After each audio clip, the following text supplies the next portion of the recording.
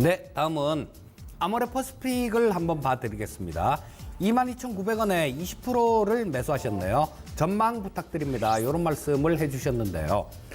자, 이 화장품주에 대해서는 제가 이 야인시대 이 시간을 통해서 좀 이렇게 몇 번 좀 많이 말씀을 드렸죠. 자, 이런 화장품주 같은 경우는 어떤 모멘텀이 있을 때 그때 보고 짧게만 매매를 하셔야 됩니다. 왜냐하면 이 2014년도, 15년도 막 이때처럼 그렇게 실적들이 굉장히 크게 증가하고 있는 성장하고 있는 그런 섹터로 보셔서는 안 돼요. 왜? 자, 중국 쪽이 이 사드 보복을 하면서 제일 처음에 화장품을 건드렸지 않습니까? 이게 뭐냐면 왜 이러냐면 얼마든지 자기네들이 이 우리나라 화장품을 안 쓰더라도 대체품을 만들기가 가능하기 때문에 이런 것들을 가장 먼저 이런 쪽에 제재를 가한 겁니다.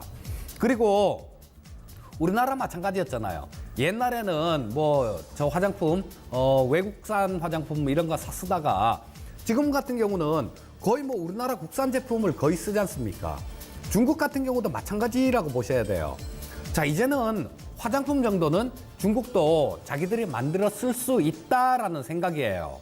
자, 그렇다면 굳이 이 화장품 쪽들 이런 쪽들을 굳이 매매할 필요가 있을까라는 생각입니다. 물론 뭐 단기적으로는 중국 쪽에서 뭐 좋은 소식 나오고 뭐 시진핑이 온다 뭐 이런 얘기 나오면 조금 좋아지겠죠. 그리고 또 이 미중 무역 협상도 이런 쪽에 좀 관련이 있을 것 같아요. 만약에 이 무역 협상 관련해 갖고 조금 잡음이 더 생기고 그런다라면 어떤 현상이 나올 수 있을까요?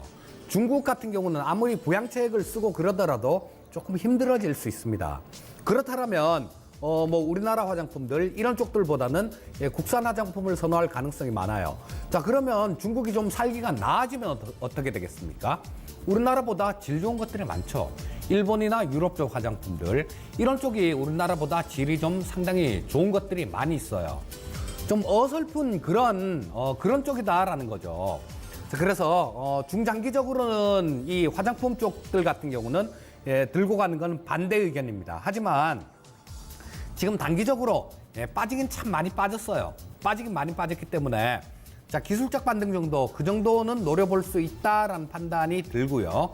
또 뭐 취소는 됐습니다만 시진핑 주석도 6월 달에 온다 그랬었는데 안 온다 그러죠. 이런 부분이 조금 부담인데 시간이 지나면 또 얘기는 바뀔 수 있으니까요.